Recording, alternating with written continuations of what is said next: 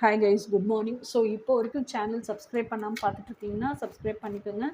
இனிமேல் கொண்டு tarot card சேனலில் எப்போ பார்த்தாலும் ஒரு ரீடிங்கிறது இல்லாமல் இனிமேல் வந்து டேரட் கார்ட் சேனலில் டிஃப்ரெண்ட்டாக யூனிக்கான கண்டென்ட்ஸ் போட போகிறோம்.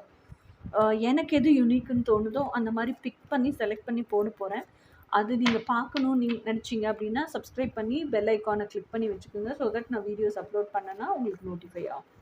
இந்த கண்டென்ட் டேரட் கார்ட் பேஜில் மட்டும்தான் வரும். நம்மளோட மிஸ்டீஸ் ட்விங்க்லிங்ஸ் இன் தமிழில் வராது.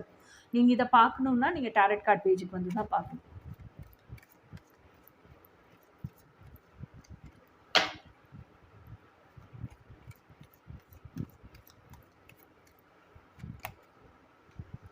ஓகே, 2 கார்டு வந்துச்சு ஒரே டைம்லேயே.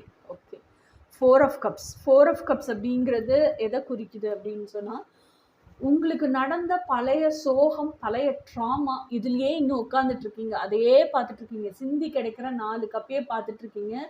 பிரபஞ்சம் உங்களுக்கு தூக்கி நிறுத்தி வச்சிருக்கிற இந்த ஒரு கப்பை பார்க்கவே மாட்டேங்கிறீங்க.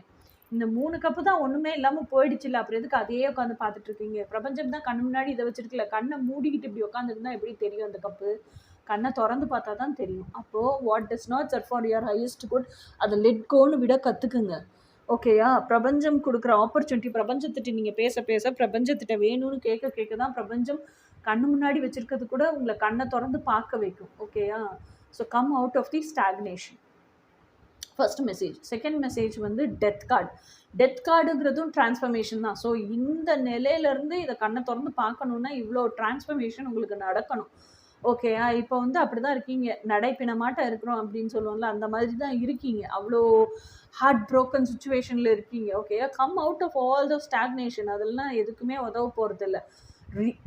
Be reborn as your emotionally stronger version, more self-confident version and the better version. அப்படி பிறக்கும்போது you will become like a very very joyful, joshful person who celebrates life.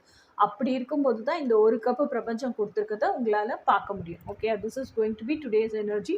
இனி நாளைக்கு எனர்ஜி என்னன்னு நாளைக்கு பார்ப்போம். until then, bye.